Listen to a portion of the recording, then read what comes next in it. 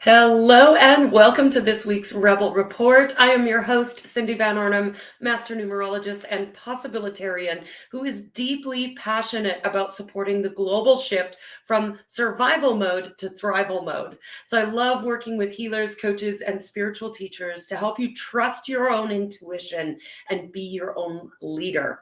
And every week I like to pop in and just get a feel for the energetic weather that we'll be experiencing in the time ahead. Just like we can predict the weather outside, so too can we predict the energetic weather. And I love to use this information to leverage it to our success. We are never, ever, ever at the whim of the energetic influences. What we can do is use them to our advantage. Excuse me. So this week, as we step into the week of April 11th to the 17th, we've got all this diamond energy coming in to support us in moving things out into the material world. We've got this beautiful 3 energy beginning at the end of, or the beginning of the week, and we move into a 9 on Sunday at the end of the week. Now, we've also got a full moon in Libra showing up on Saturday in that ruling 8, 5 of diamonds energy. So we've got a lot of energy shifting this week as we've moved out of the spades and into the diamonds. So what does all that mean? One of the things that's really standing out to me this week is that it's time for us to understand that we're not going to be rescued by anyone or anything. We like to think that maybe our government's going to figure it out. Maybe our politicians will come along and sort things out. Maybe somebody will create a new relief program that's going to save us all. And it's simply not going to happen. Why? Because we are designed to stand in our own sovereignty, in our own leadership, to trust ourselves to lead our own lives. That we're not meant to be rescued or saved by outside sources. We're not meant to be at the whim of what's happening outside of us. We are meant to stand in our power, to stand in our truth, to lead ourselves, and to be sovereign. But that's not easy to do if you don't trust yourself. Trusting yourself is key.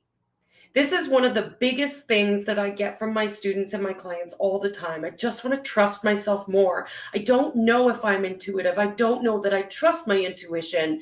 And therefore, they second guess themselves. They look outside of themselves for answers. They think someone else might have better answers than them. And it throws you off your success path. The fastest way to understanding your own leadership, your own sovereignty, is to learn to trust yourself. And from there, you can be that intuitive leader that I know you want to be. So how do you do that? Well, first and foremost, you must understand universal law. And second, you must know who you are. You must know who you are at the core of your being. This was the fastest way for me to understand. Many of you know my story, where I was constantly spinning, chasing the almighty dollar, chasing what was outside of me, thinking that if I just worked a little bit harder, somehow I would break through. And it wasn't working. It was painful. I was in adrenal fatigue. My relationships were falling apart. I was struggling. I was barely surviving. And I certainly wasn't thriving.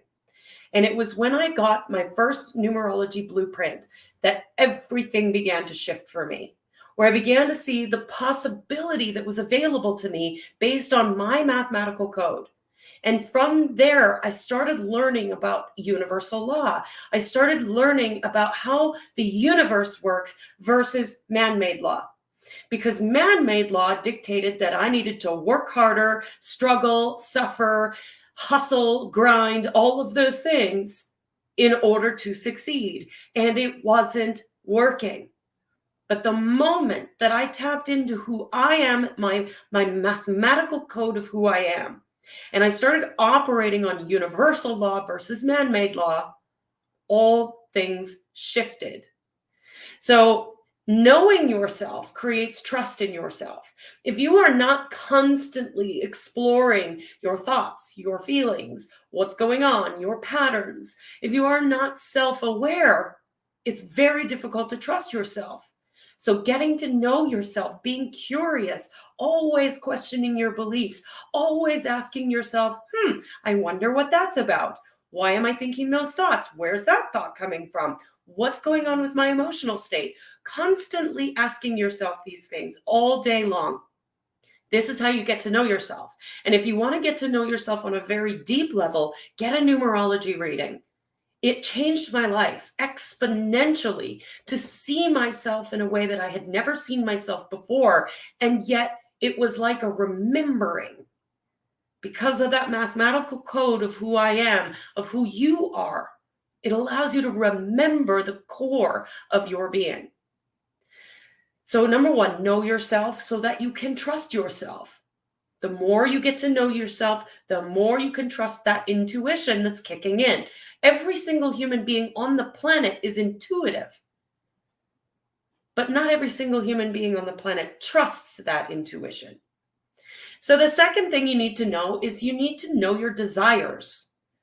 It's one thing to know who you are, but if you don't know what it is that you want in this life, it can be very challenging to get what you want in this life. You end up flailing all over the place. You end up deferring to other people's dreams versus your own. You stop leading yourself. So knowing your desires creates a focus, a laser focus, so that you know this is who I am and this is what I want. That over there doesn't match that, so I'm not doing that over there.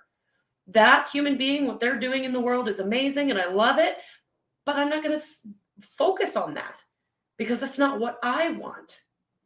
That human being over there, what they're doing isn't great. I don't love it, but I don't need to focus on it because it's not what I want. And for those of you who are out there who are listening, who may think, well, that's kind of selfish to only ever focus on what you want. Here's the thing. The law of one states that all of us are connected. And so what I want is also what millions of other people out there want. What you want is also wanted by millions of other people. Not all of the people, but millions of people.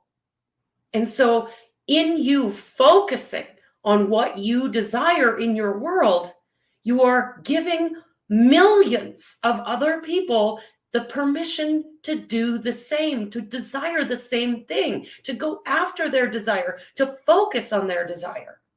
It is not selfish. It is of service to humanity to focus on your desires. Then the third thing, you need to know why. You need to know the feeling state of your desires. Not just thinking about it all the time, not just pondering how I'm going to get there, but really feeling it. Noticing what it feels like in the body, noticing what it feels like in the heart, allowing yourself to sit in that emotional state of your desires day after day after day after day, because that emotional state drives inspired action. So if you want to be a leader, if you want to be an intuitive leader, if you want to trust yourself, you must know yourself, you must know your desires, and you must know your why. If you know those three things, you've got everything you need. If you don't know those things, that's where you start. Get a numerology report, reach out. I am offering free mini readings right now. If you want to grab a free reading from me, I'll leave the link in the comments. My link is everywhere. You can book a link anywhere. And if you want to just dive right in for a reading, you can book that with me as well. Get to know yourself. Get to know your desires and feel what it feels like to have those desires. This week is all about being your own leader. It is time. It is time for you to own your fucking weird, to let the world think you're crazy because the world's gone crazy anyways, and let yourself lead from the place of knowing who you are, what you want, and why you want it. That's the only way we're going to get through this life. That's the only way we're going to create thriving versus surviving. Because right now, the world is in survival mode. And I don't know about you, but I came here to live a life fully lived. I came here to thrive. I did not come here simply to survive. I hope that lands. I hope you have an incredible, beautiful week. And know, as always, I love you. I believe in you, and I see your power.